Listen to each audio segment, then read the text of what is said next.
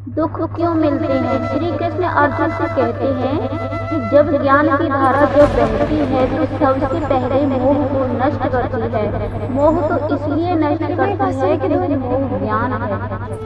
दुखों का कारण मोह है। मोह को अज्ञान बढ़ता है और जीवन में समस्याएं शुरू होने लगती हैं। महाभारत में धृतराष्ट्र को दुर्योधन से इतना मोह था कि वह अपने पुत्र को गलत काम करने से रोक नहीं सके। धृतराष्ट्र को पुत्र मोह की वजह से धर्म अधर्म ज्ञान में हीन रहा था, अतः मैं सब कुछ बर्बाद हो गया। आत्माधिक गुरु ओत्सो ने अपने एक लेख में बताया कि महाभारत में श्री कृष्ण ने अर्जुन से कहा था, जब ज्ञान की धारा बहती है तो सबसे पहले मोह को नष्ट करती है। मोह को इसलिए नष्ट करती है क्योंकि मोह अज्ञान है। यूनान का सम्राट सिकंदर पूरी दुनिया का जीत लेना चाहता था। एक दिन नाग शादी ने सिकंदर से कहा कि तू ये दुनिया जीत लेगा, उसके बाद क्या करेगा, क्योंकि इसके अलावा दूसरी दुनिया कोई नहीं है। इतना कहकर चंद्र जोर जोर से हंसने लगा।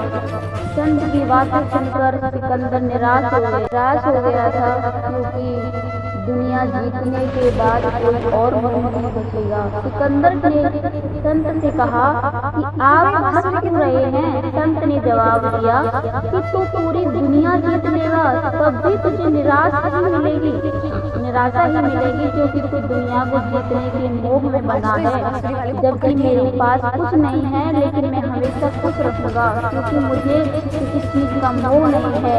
मोह की वजह से जीवन में दुख की आती है। मोह परिवार से हो सकता है, असफलता का मोह हो सकता है, सुख सुविधा और मान सम्मान का मोह हो सकता है। जहाँ मोह होता रहेगा वहाँ दुख तो आएगा ही। मोह जब सफल होता है तो दुख मिलता है, जब असफलता होता है तभी दुख मिलता है।